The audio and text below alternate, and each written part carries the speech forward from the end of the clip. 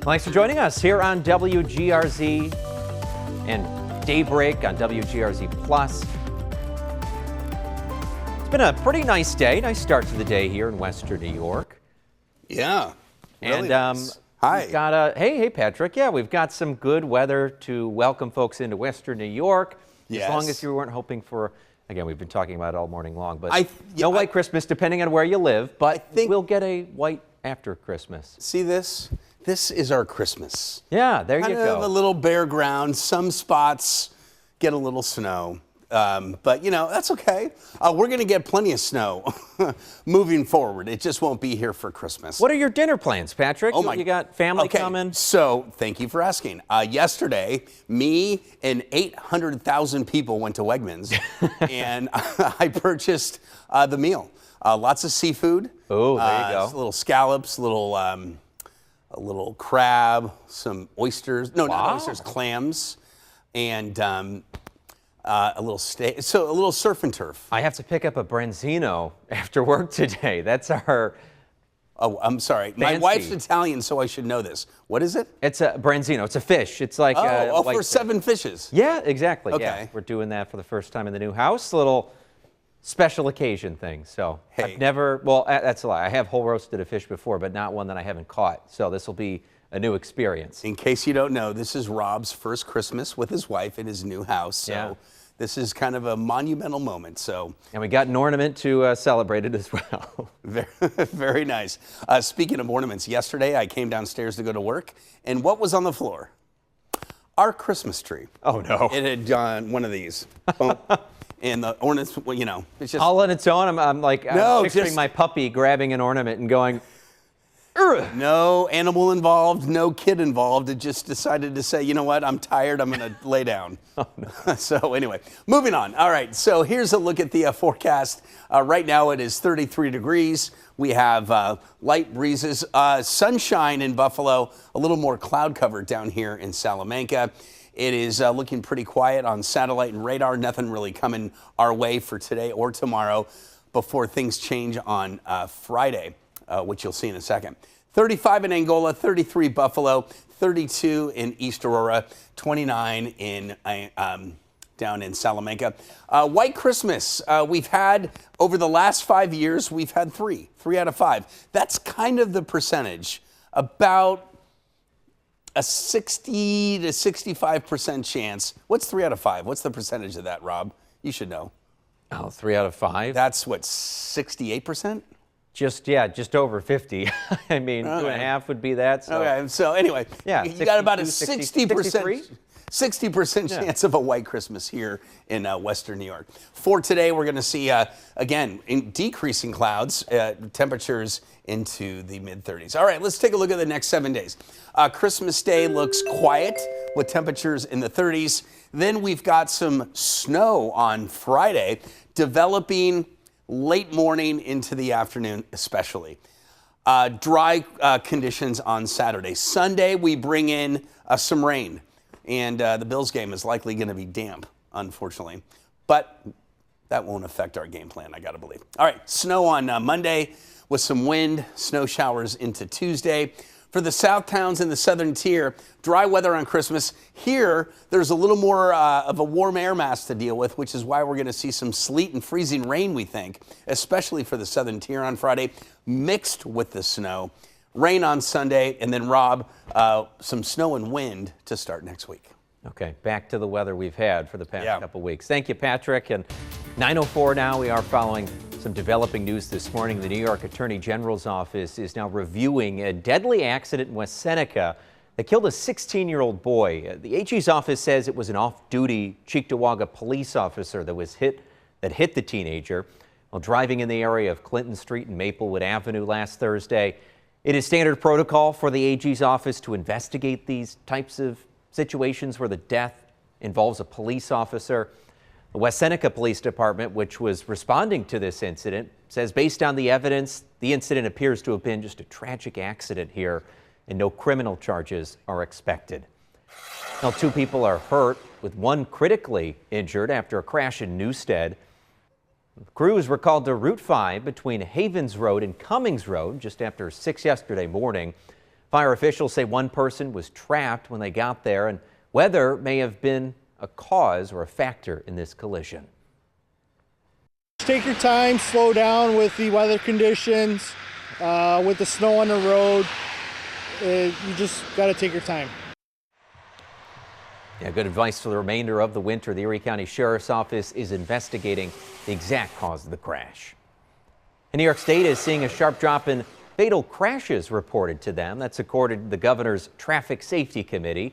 Overall deaths from car crashes fell from 766 to 681 statewide this year. Motorcycle deaths also fell from 157 to 134. Upstate New York saw an overall decline from 490 to 420. While Long Island actually saw a slight increase. Officials credit more education, enforcement, and safety campaigns targeting impaired and distracted driving for this decline. Well, animal control officers in Lancaster are trying to track down a wild coyote that was spotted with a jar stuck on its head. This has been all over Facebook. Many community groups worried about this guy here. We're told the coyote was first spotted on Heritage Trail, then on Erie Street, and most recently in Depew. This photo shared with us by Roxanne Regala. Most recently spotted in Depew. Animal experts say you should not approach the coyote. That's important here. If you come across it, there is a chance it could have rabies. Instead, you're asked to call in a sighting or contact animal control. The State Department of Environmental Conservation and Lancaster Dog Control are working together to trap it now. We understand everyone's concern. We're concerned too. Nobody wants to see an animal suffering like that. But with it being a wild animal, it does pose a risk to public safety. We do have a wildlife rehabilitator and a wildlife trapper who are currently trying to secure the coyote. We do have people out there who are trying to help this coyote. We just don't want the public to get involved and put themselves at risk. Yeah, instead you should call Lancaster Animal Control at the number on your screen. That's 716-683-5129. And there's renewed concern about personal privacy when it comes to the security camera system called Flock Safety. Like the bird, the video surveillance technology was created to help law enforcement agencies around the country solve crimes. Daybreak's Natalie Foss is in the newsroom this morning with more on these renewed discussions, Natalie, and some concern here. Yeah, Rob, they're specifically concerned about personal privacy. We spoke with the Cheektowaga Police Department, and they say they've been using these cameras since 2022, and they tell us they haven't had any concerns pop up, but we wanted to tell you about a report from our colleagues over at KUSA in Denver. They found video of a Flock employee who was talking about how they used to share information, and there are claims against the company and saying that the company was making partnerships with private investigation firms. Flock Safety does deny those claims, and we don't have any confirmed reports of this actually happening here in our area, but Cheektowaga Police tell us that their contract prohibits the company from sharing any information. They tell us that this is a tool that they've actually had a lot of success with. We've been able to build and follow leads, and we've had some success helping us to close several murder investigations. We've had success in closing shooting investigations. We've had success closing hit and runs. We're talking about crimes that really impact our community negatively, and by using these tools, we've been able to it's been one more thing to help us to track down the people responsible and hold them accountable. In the last 3 years, Cheektowaga has installed 17 Flock Safety cameras across town. Rob, they tell us that privacy and safety of neighbors is their #1 priority. So, of course, anything that comes up, they'll make sure to look into it and make sure that any personal information isn't being shared with anybody else. Yeah, we know a few other communities around the area have these. Niagara County has used them. Amherst is looking at installing a similar system, not the same one as Flock, but certainly something to discuss or something to know about if you live in Western New York. Okay. Absolutely. Yeah, thank you, Natalie, for that report. All right, time right now, 9:09, and this morning we've arrived at Christmas Eve officially, and while many of you have probably finished up your holiday shopping, there are probably plenty of you who still have some last-minute shopping to do, buying gifts or groceries. The Broadway Market has some extended hours today, trying to make it easier to pick up any of those additional items or add to your Christmas feast. The market is open now and will be open until 3 o'clock today. They are closed on Christmas, though, and the day after Christmas, Friday. Well, dozens of volunteers are making sure families in need don't go without a meal this holiday season. The Buffalo City Mission is teaming up with Wegmans to pack up ham dinners, complete with rolls, butter, all the fixings for that delicious meal. It's all part of the Buffalo City Mission's Ham Bone Express. About 4,000 meals will be delivered to families all over Western New York bright and early tomorrow morning. Christmas is a giving time of year, and one part of the holiday tradition is always having a meal. And for many of our families and individuals in Western New York, many won't have the opportunity to have a meal. Well, feeding the hungry is really one of our main giving priorities, and so we really look to support in any way we can in terms of food and food insecurity. Now, all aboard the Ham Bone Express. Every year, they've got about 350 volunteers helping with this. It's a really big effort. So we head to break. A live look outside. They'll have some good weather driving those meals around Western New York over the next day or so. It is 9:11 right now and 33 degrees outside. Daybreak Plus. We'll be right back.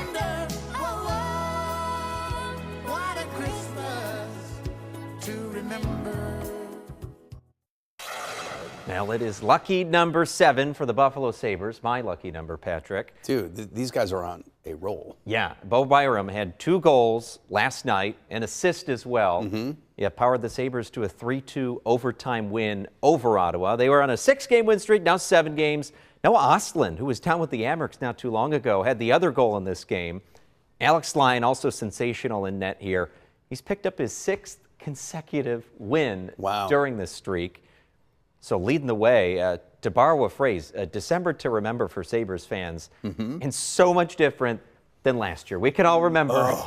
Going into the holiday, it was just like, and then you felt like they now know that they're kind of playing at that point meaningless hockey in terms of the playoffs. Yeah, tough to rebound. Going on a losing streak like that. Yeah, so take a look at this comparison. Our producer Dan put this together. Between Thanksgiving and Christmas last year, the Sabres lost 12 of their 13 games. That 1-9-3 record, brutal, only picked up 5 points. This year, 180. They've won 9 games, collected 18 points during that time. They're now just 2 points out of a playoff spot. So a lot of hockey left to play this season. After the Christmas break, the Sabres host Boston on Saturday night back at KeyBank Center. So, and remember when this all started? I mean, things looked. They go on this road trip, right? That started in Philly and then off to the West, and they had 6, Calgary, Edmonton, etc. And they lost the first 3. Yeah. And the thinking was, okay, out of this 6, you got to at least get 3.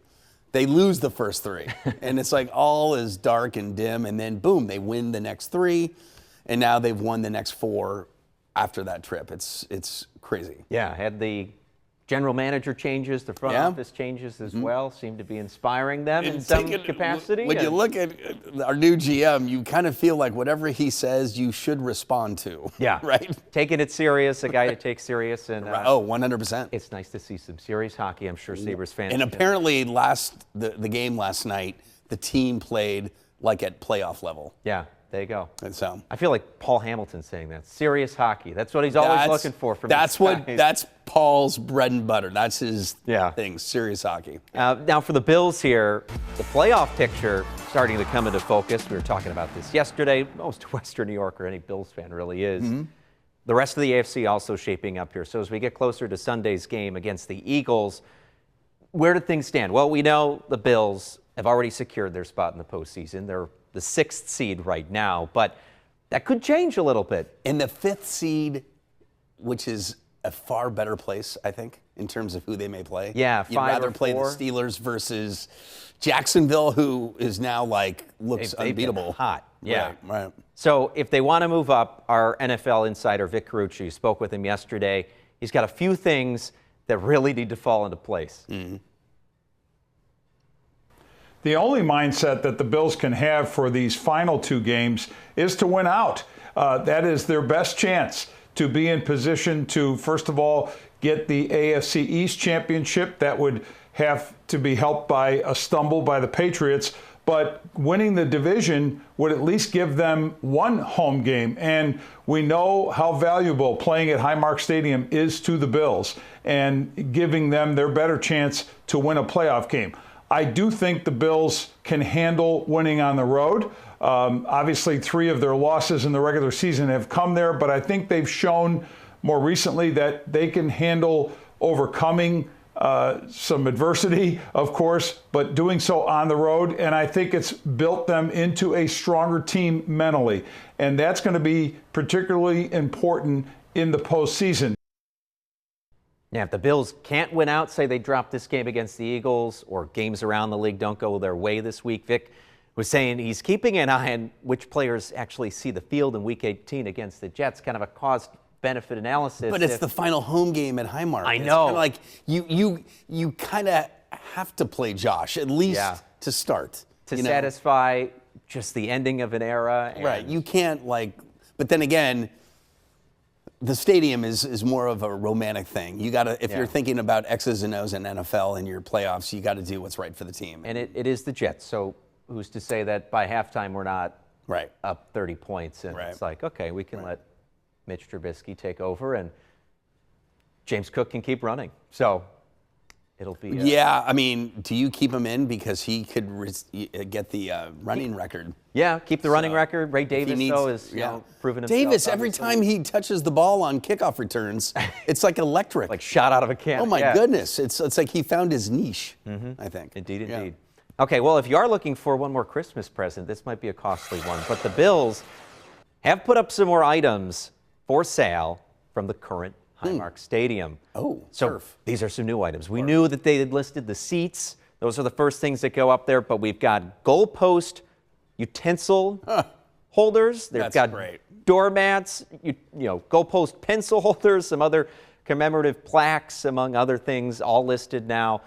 You can pre-order these on the Bills store website. Of course, you've got to wait for delivery until they actually take down or start to take down the new stadium or the old stadium. We know the new stadium's going up. When does the old stadium start going down? As soon as right the away. season ends. Yeah, they say they're going to start dismantling things. It's going to be quite the process, intricate process at that.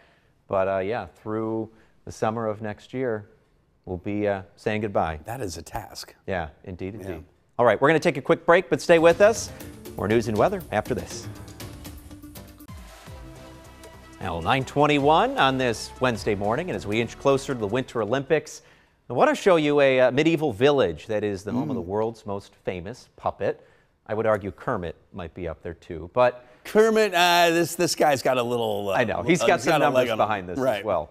So here's a look at how Pinocchio carved out a place in this village in Italy and around the world.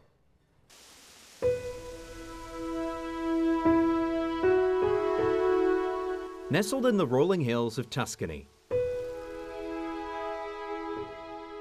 is a place of terracotta rooftops and terraced gardens.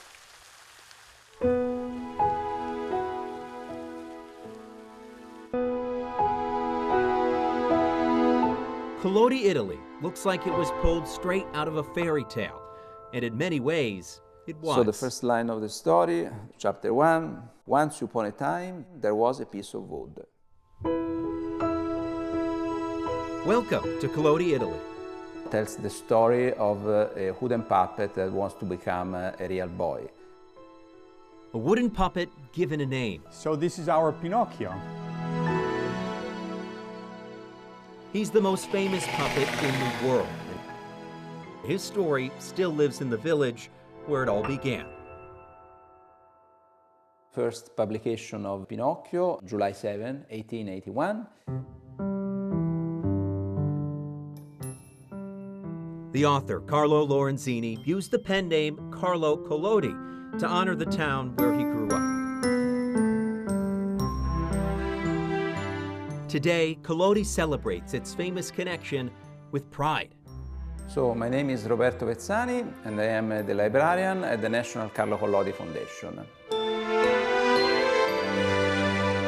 Of course, the most important book of the library is Pinocchio. Beyond the book, the puppet's presence here is, well, huge. It makes you feel very tiny. Yes, the tallest Pinocchio in the world. There's a Pinocchio theme park. We'll go through all the adventures that he lived in the book. It makes you feel like you are part of the story as well. A traditional puppet show entertains children. There is Pinocchio art.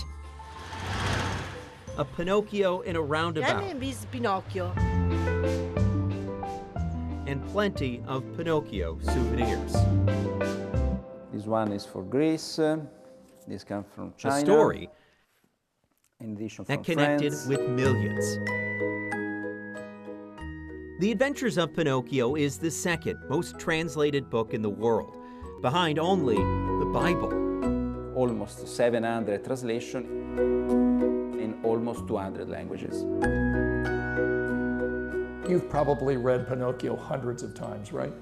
I guess so. It's part of my work, so I do not complain about that. So, while Collodi may seem just like another Tuscan village, it's actually the heart of a story that has touched the world. A place where imagination was born and where even today, the little wooden boy reminds us all what it means to be real. So that's the ending of the story.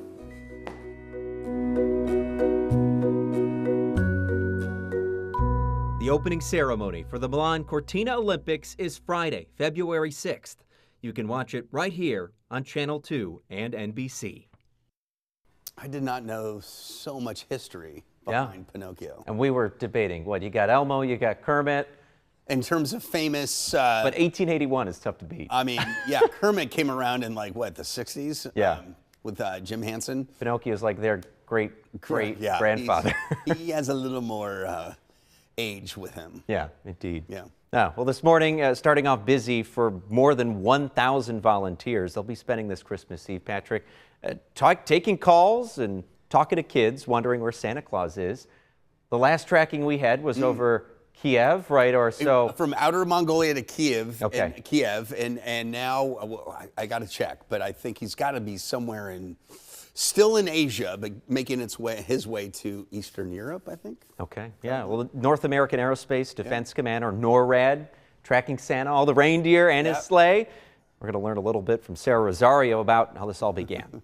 We're just happy that we're able to track them every single year. It's a tradition that began in the 1950s by accident. So 70 years ago, a young child accidentally dialed the predecessor of NORAD, which is the Continental Air Defense Command, and the colonel who answered the phone heard a child asking him, "Where's Santa Claus?" And the colonel realized, well, we track everything over North America, and so we absolutely can see where Santa Claus is. We normally just track threats, but he looked up where Santa was and reported it to the child, and then our tradition was born. Normally, this joint U.S.-Canadian operation monitors threats in the skies, but every year on December 24th, those same radars and satellites are used to follow St. Nick's sleigh. NORAD tracks Santa using the same capabilities that we use 24/7 to keep the avenues of approach to North America safe. It's a combination of radars, satellites, and fighter jets. And it's not just kids on the nice list who are checking in. Adults who still believe in St. Nick's holiday hustle are dialing in too. It's kind of funny because I don't think you ever really know who to expect on the other end of the line. Like I said, sometimes it could be a British pub and everybody's going wild and there's like dozens of people in the background cracking up and having fun and asking us silly questions, and then all the way to a child maybe in the hospital with their parent wondering if Santa's still going to stop by. Last year, nearly 400,000 calls poured into the hangar at Peterson Space Force Base in Colorado Springs, decked out for the holidays. So whether you're calling in or clicking online, remember NORAD isn't just defending the skies this Christmas. It's also helping Santa make his list, check it twice, and deliver joy to all. Hearing little kids laugh and giggle and ask silly questions, it's fun. And so if we could bring that joy to them in some way, shape, or form, then I think we did our job. We do want to update the location. Yeah, but so Santa a little too far west. I was a little aggressive in his travels west. He's still in Asia. He's moving out of South Korea and traveling north. So he's got his eyes on, now you're in Russia. After that, you're in kind of the Siberian part of Russia. Okay. Next. Be a cold go. And then he's got to cross the Ural Mountains and then head into Eastern Europe after that. Oh, we can't forget the Southern Hemisphere, right? No. He's got to hit Africa and those. Long way to go before he gets Middle here. East. Yeah, everywhere. A couple, 14 hours or whatever? 14. He's coming. Yeah, man, coming quick. So, all right. Yeah, well, Merry Christmas, everyone. Thanks for joining us on Daybreak here. And Santa, by the way, will have smooth sailing as he approaches. Okay, smooth sailing, good weather here in Western New York. Some snow. Snow. I'm sorry. I started thinking about his travels. Snow on Friday. No weather concerns today or tomorrow, but snow on Saturday. Friday, rather. Rain on Sunday. Okay, but a beautiful start to your day here. Thanks for joining us here on WGRZ Plus and Daybreak. I'm Rob Hackford for Patrick and I and the entire Daybreak team. Merry Christmas, everyone. Enjoy the time with family.